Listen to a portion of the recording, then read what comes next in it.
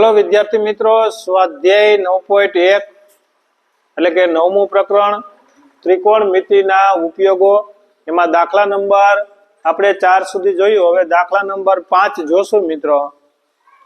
તો દાખલા નંબર 5 ની આપણે રકમ વાંચીએ તો એક પતંગ જમીનથી 60 મીટર ઊંચાઈ પર ઉડી રહેલ છે।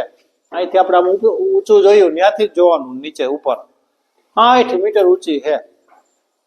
1 મીટર बराबर 3.25 फूट थाय एटली ऊंची एने गुणा 60 कर नाखजो 3.25 गुणा 60 एटला फूट ऊपर उड़े। हवे आ पतंगनी दोरीनो एक छेड़ो એટલે કે આમ દોરી હોય, આમ સીધી આપણે દોરી ઉડાડતા એટલે દોરી તો રહેવાનો છે, એમાં એક છેડો હે ને હાથમાં નથી રાખવાનો, જો જમીન પરના એક બિંદુ સાથે બાંધી દેવાનો, નીચે બાંધી દીધી, પતંગ આમ ઉડે છે।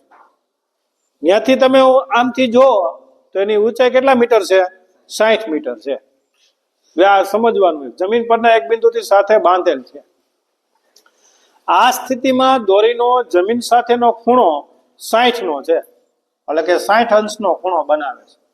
જો દોરીમાં કોઈ ઢીલ જ નથી, ફિરકીની અંદર દોરો થઈ રહ્યો, હવે કોઈ ઢીલ છે નહીં, નથી કોઈ ખેંચતું કે નથી એમાં ઢીલ, એટલે હવે પતંગ ક્યાંય સ્થિર ઉડી રહી છે, હવે એમાં કઈ ફેરફાર થવાનો નથી। જો આમાં સ્પષ્ટ કહી દીધું કોઈ ઢીલ જ નથી તેવું માની લેવામાં આવે તો આપણે તો દોરીની લંબાઈ એટલે કે દોરાની લંબાઈ કેટલી છે એ શોધવાની, કેટલો દોરો હશે આપણે આ જોઈએ છે। કેટલી ઊંચી ઉડી રહી છે આપને ખબર છે કે 60 મીટર ઊંચી ઉડી રહી છે, આપણે અવલોકન કર્યું નીચેથી, તો આપણે જોઈએ। દાખલા તરીકે આકૃતિ બનાવીએ તો અહીંયા પતંગ ઉડી રહી છે,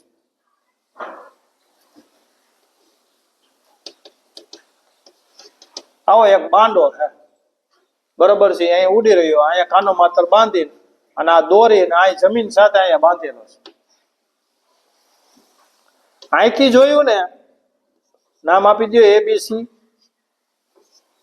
તો આ 60 મીટર ઊંચી ઉડી રહી છે, એટલે કે AB 60, આ પતંગ અહીંયા અને આ દોરો હે ને જમીન સાથે બાંધી દીધો છે।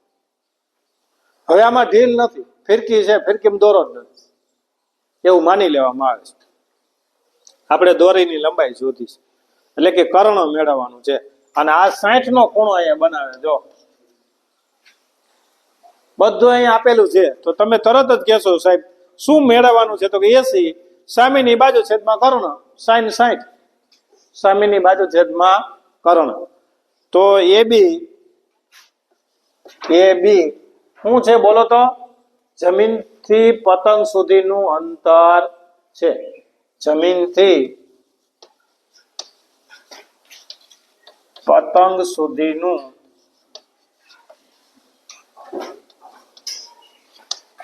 અંતર છે।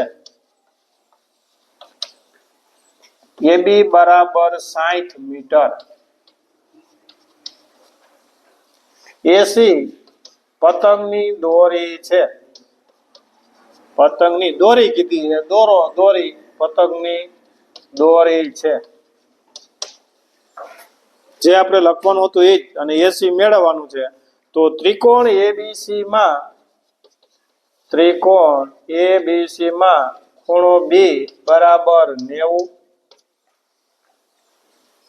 અને ખૂણો C 60, આ લખી નાખો। ત્રિકોણ ABC માં ખૂણો B 90 છે, 90 છે એટલે કાટકોણ ત્રિકોણ થયો, કાટકોણ ત્રિકોણ થયો એટલે 80 કર્ણ છે,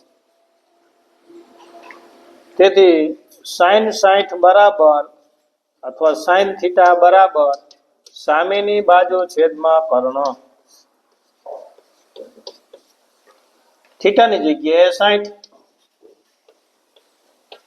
બરાબર સામેની બાજુ એટલે કે AB અને કર્ણ એટલે 80। sin 60 ની કિંમત √3/2, sin 60 ની કિંમત √3/2, કિંમત મિત્રો આવડવી જોઈએ। બાજુવાળો કિંમત લખે છે, હું એમાંથી જોઈને લખી લઈશ, મને નથી આવડતી પણ બાજુવાળાએ ખોટી લખી છે, તો દાખલો તમને આવડતો હશે ને મિત્રો, તમને સમજાય છે, પણ જો તમને કિંમત ખોટી લખી છે તો પણ દાખલાનો જવાબ મળશે નહીં।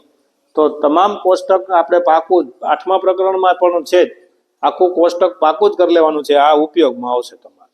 √3/2 બરાબર AB એટલે 60 મીટર AC મેળવવાનું એટલે કે આ દોરીની લંબાઈ છે.